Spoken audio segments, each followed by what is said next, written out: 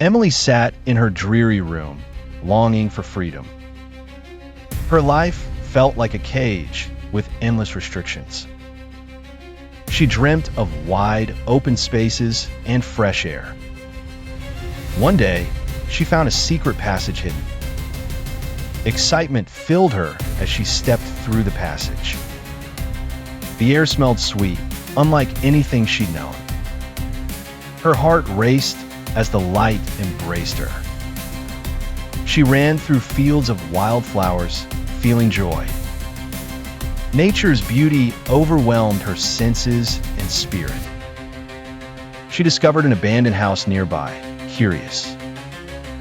Sunlight danced through the windows, creating magic. She explored every corner, feeling alive and free. Emily realized freedom was more than physical escape. It was a new mindset, a sense of possibility.